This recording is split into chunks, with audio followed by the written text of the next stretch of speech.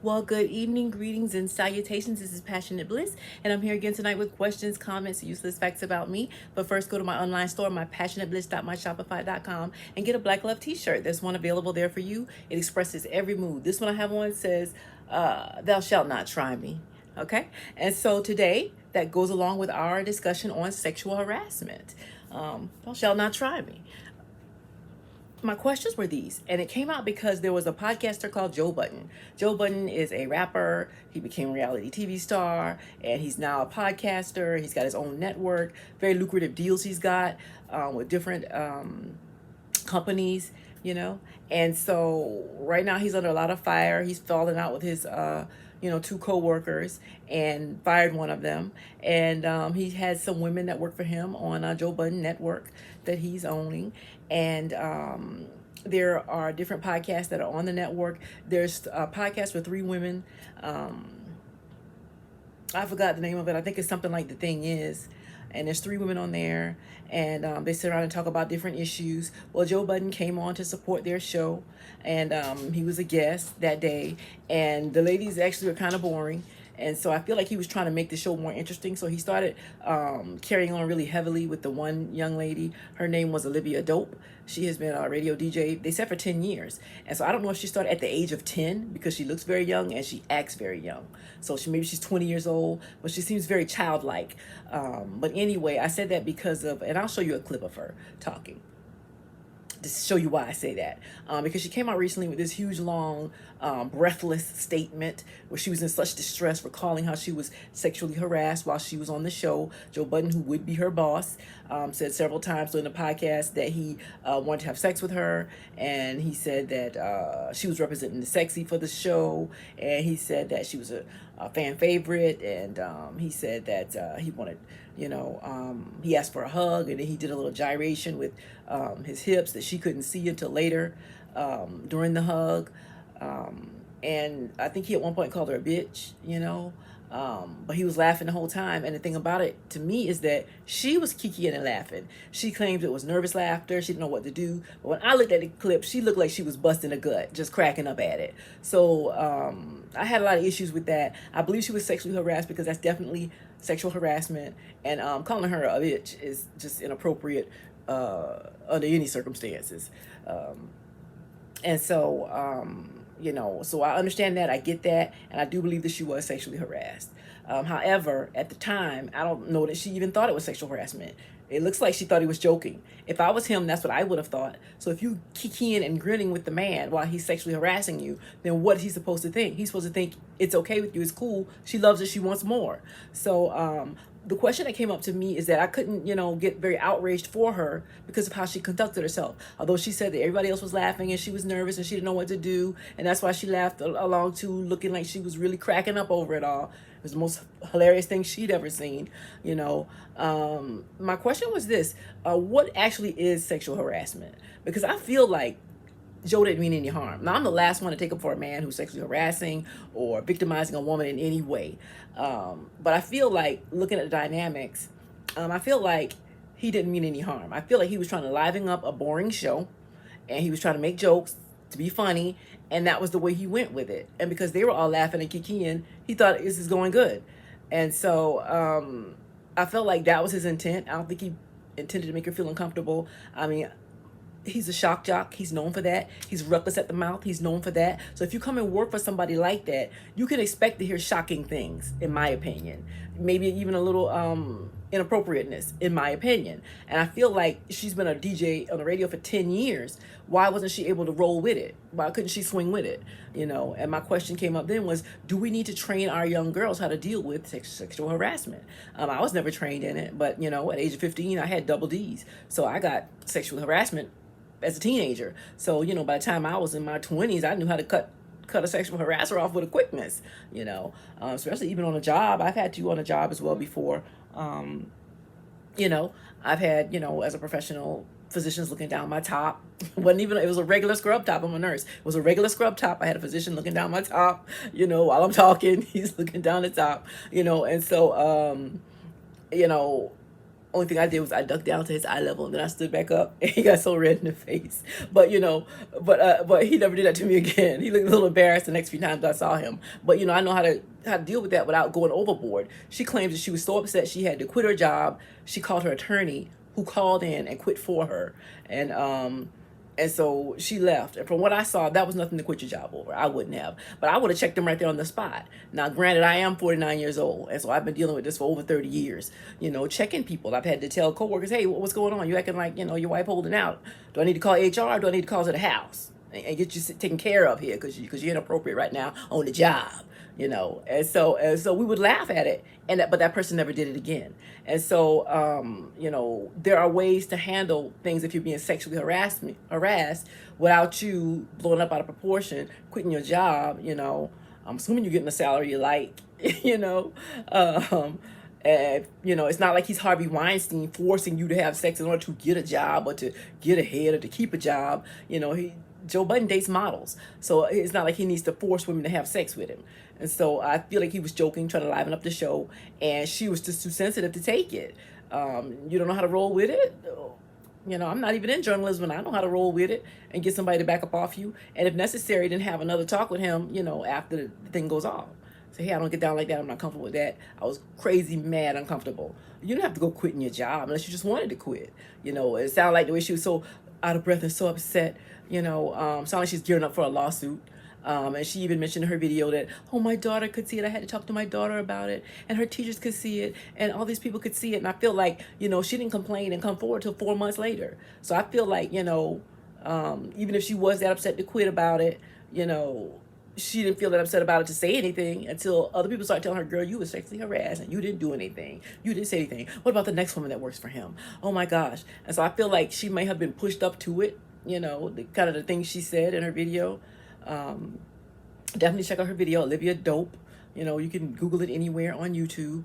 And so I feel like after the fact, she might have been pushed up to saying something about it because of that statement, oh, women shouldn't have to put up with that, and I should say something to stop it from happening, and me too, and all that, stuff. But the thing is that, when you do that, the downside of it is this. Men then do not want to hire women.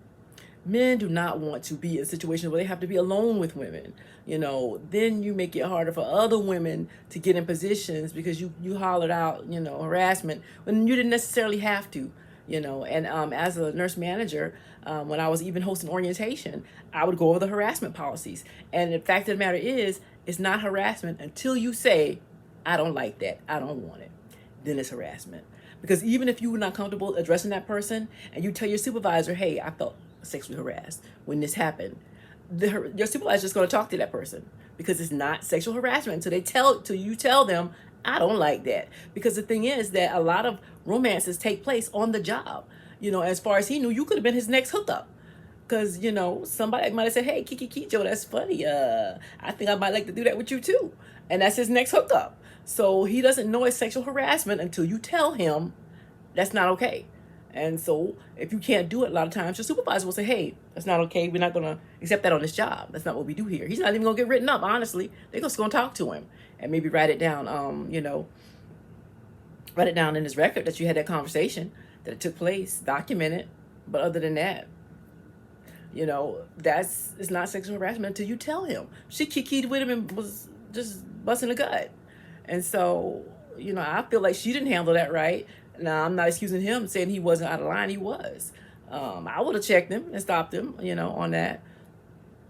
But she should have been able, I felt like 10 years in the business, you should have been able to roll with the punches and cut him off. I would have did it on air,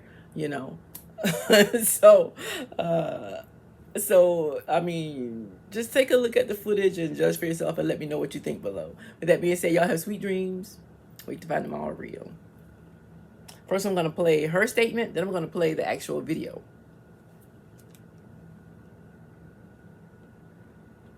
I am doing this video today to finally explain my departure from See the Thing Is podcast as well as the Joe Budden Network. I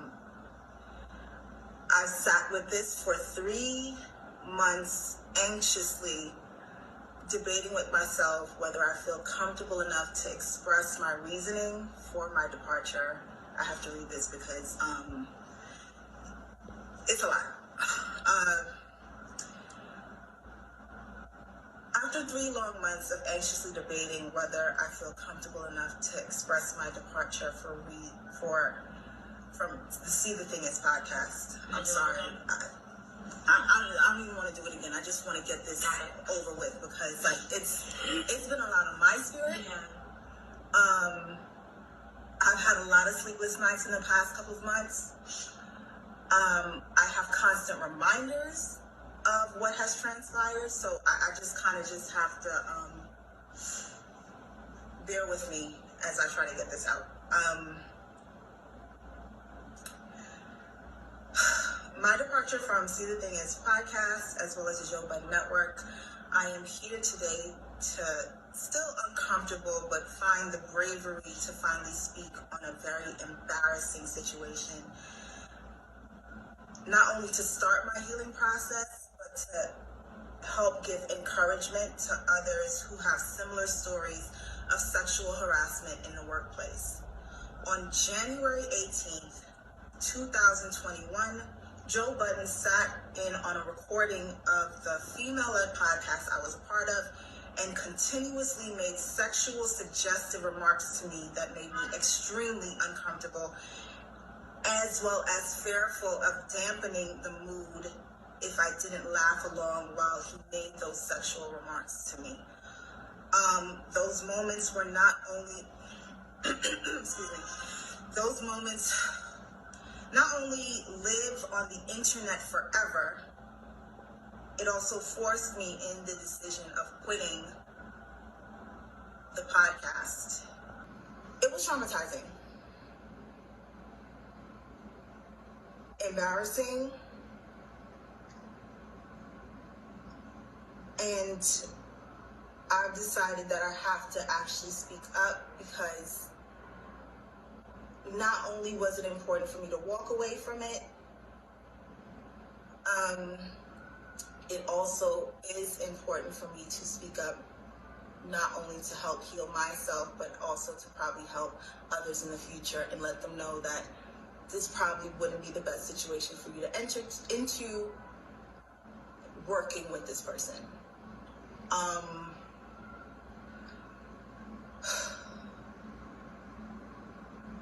I'm sorry, I need a moment. Within these past 3 months, I'm gonna just be very frank. Within these past 3 months, after I left, I've been feeling stuck. Mentally, emotionally. I've even had to have a conversation with my daughter on, I'm gonna go ahead and start from 13 minutes and 48 seconds. Joe calls me out by saying, I've never reached out to him privately or personally. This information is important to this entire scenario because it proves my lack of familiarity with this person. And that is what makes everything that transpired after that so uncomfortable. Even though I tried my best to laugh through it, to not, like I said, dampen the mood of the room while we were recording.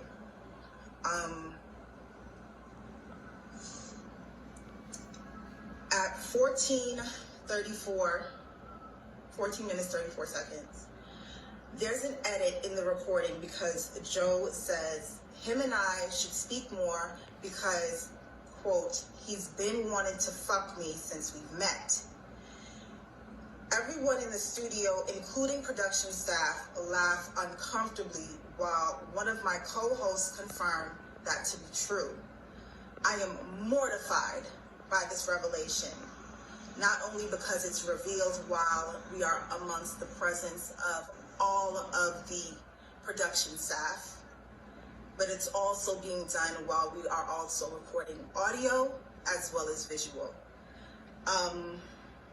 That scene was cut out, and it jumps to Joe repeating, "We should speak more because we have the least dialogue." At 19 minutes and 26 seconds, another edit happens because Joe makes another suggestion to having sex with me. This is shown, I'm sorry, Joseph makes another suggestion to have sex with me. That scene is edited out, and what is shown is right after that is me closing my eyes, saying no, and then he says, "Never mind."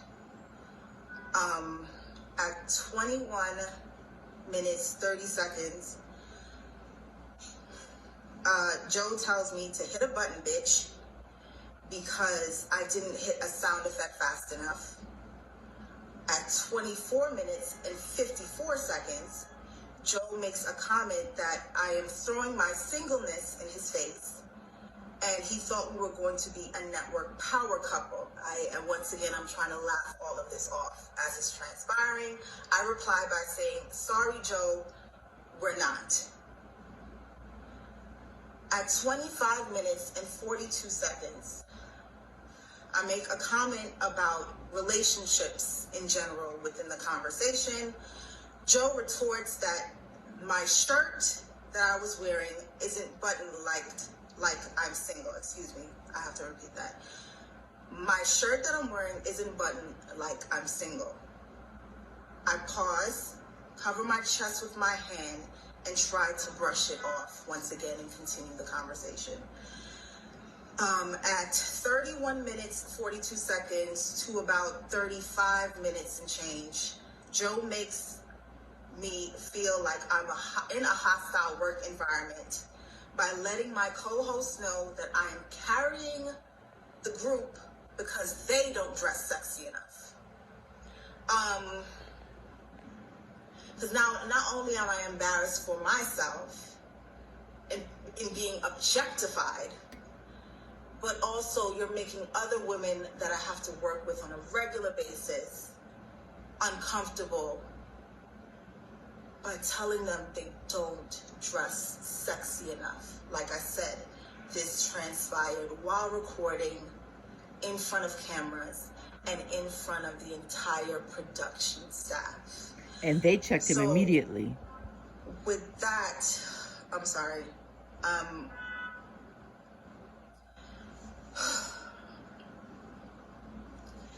I pretty much react by looking away and looking down in discomfort several times because he has also said this in the past, and it actually created a passive aggressive and competitive environment with myself and my former co-host, where she admittedly attempted to shut down every idea I brought to the table because it wasn't well received by Joe and Ian, his business partner. That same former castmate often relayed group chat conversations back to Joe, which I personally felt was done because she wanted to secure her spot as his favorite because he's made it clear to the entire group that he favorites me. Fast forward, we usually take a pause for about 10 to 15 minutes during recording to kind of regroup and get to the next segment. During that break, I leave the studio to go inside of the green room where Joe is sitting there alone. He asked me if I was okay, and I just immediately said yes, to not even try to further any sort of conversation or uncomfortableness. He then tells me he's gonna come back and sit with us and just give an on-air hug to lighten the mood. I say, okay. Fast forward to 2 hours, 16 minutes, and 3 seconds into the show. Joe returns and he mentions us and just giving us our accolades as we've been doing good thus far. This scene is edited once again because, let me rephrase that, go back. He goes down the line to give everyone their accolades. He starts with Mandy. He goes to Bridget. And then once he gets to me, the scene is edited again because he says, Olivia is unique because I want to fuck Olivia and the fans love her. That scene is edited out. Those words are edited out. But what's left there is me widening my eyes in shock and embarrassment because after he asked if I was okay and he said he would come back to lighten the mood, I didn't think he would once again reference to wanting to have sex with me. At 2 hours, 17 minutes, and 5 seconds in the timestamp, Joe asked if he can give me an on-air hug. My co-host said yes, they insist, and I slowly get up to hug him. Still apprehensive, I give him a hug somewhat of a distance to kind of hug, no pelvis there. It's unbeknownst to me until I actually watched back the episode that he was moving his hips while he was hugging me. I laugh uncomfortably because I don't know what else to do at that point. It's nervous laughter at this point. Everyone else is like kind of chuckling and I sit back down, and at 2 minutes, 17 seconds, and I'm trying to like just get all of this out because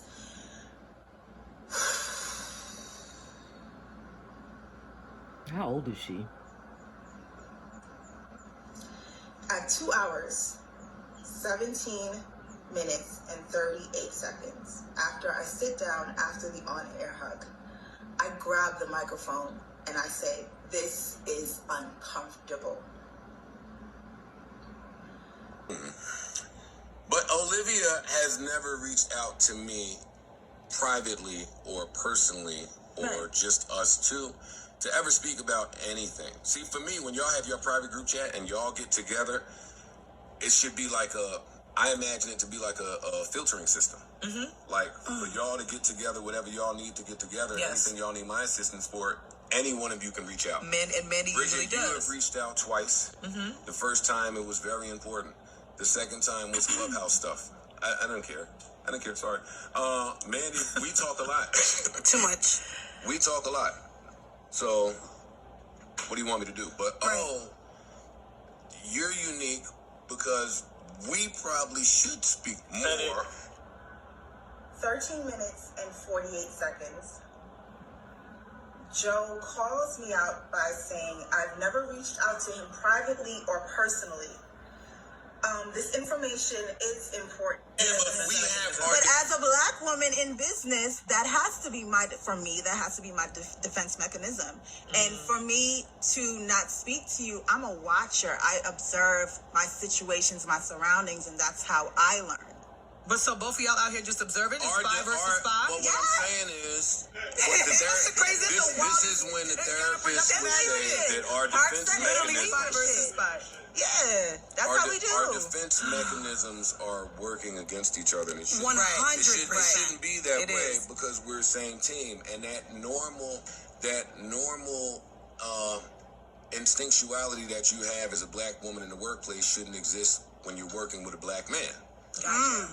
So that should be put to the side just a little bit is all I'm saying. I try to make myself available for you guys. At 21 minutes, 30 seconds, Joe tells me to hit a button, bitch, because I didn't hit a sound effect fast enough. Fresh energy. We got a really fresh energy with Olivia. She's been a DJ for a decade. So that's hate. No. I called her fresh. You called her vintage. That's, hey, you know what? I'm going to get out of here, man. My God. Joe Budden podcast every Sorry, Wednesday and Brookie. Saturday. I know, right? Yeah. No, I mean, again, I do want to thank you because, like I said, this is for anyone wanting to come over to Death Row Records, the Joe Budden Network. This has been a The great list is experience. closed. Look. Let's go get an on-air hug from Olivia. Yes. Yes, y'all need to talk more. Come on, I love Network this. 5. Look at this family. Look at this family affair.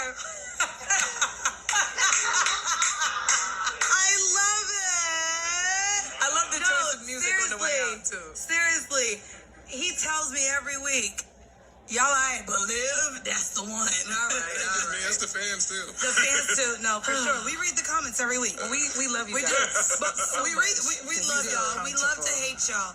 I do want to say. Come on. Yes, Come wrap on. it up. Yes. Come on. Hit a button, bitch. Go ahead. Call me a bitch.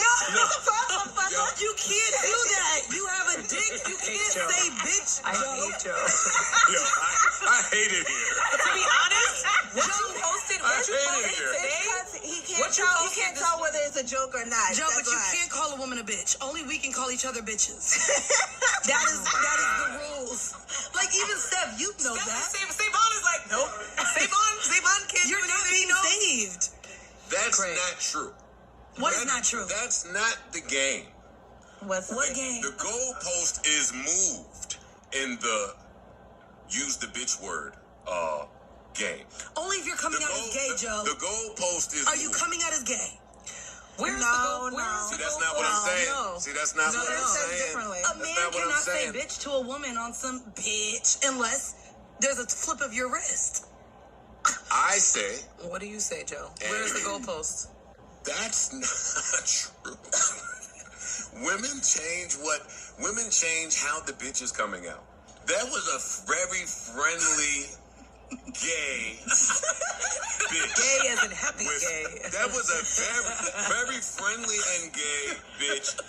Never to be distorted as malicious or evil It wasn't by malicious. people I know it wasn't who know the vibe. We know the vibes. We Now, all know the vibes. I'm not just gonna walk out If you here call me and, bitch, I'm gonna call him a motherfucker. hey, It's see, that that's No, what- you gotta say puss ass nigga. You gotta No. be disrespectful. No, that's Bitch is that's disrespectful. Yo, let me tell y'all who Joe No, I'm is. from the South. Whenever the mics, pussy ass what? Pussy ass nigga. when the Yeah, mics are on and when the cameras are on, call me whatever you want.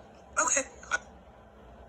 At 24 minutes and 54 seconds, Joe makes a comment that I am throwing my singleness in his face.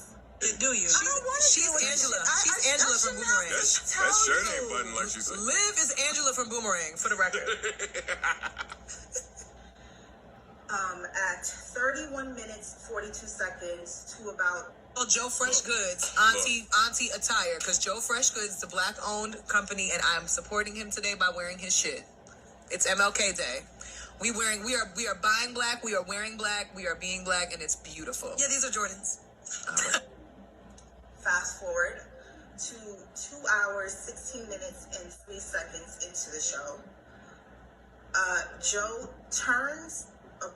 Joe returns and he mentions So, All right. so that's hate. No. I called her fresh. You called her vintage. That's hey. You know what? I'm gonna get out of here, man. My Joe Budden God. podcast every Wednesday and Brookie. Saturday. I know, right? Yeah. No, I mean, again, I do want to thank you because, like I said, this is for anyone wanting to come over to Death Row Records, the Joe Budden Network. This has been a The great list is experience. closed. Look. Go get an on-air hug from Olivia. Yes. Y'all need to talk more. Come on, I love Network this. 5. Look at this family. Look at this family affair. I love it. I love the choice of music on the way out, seriously. too.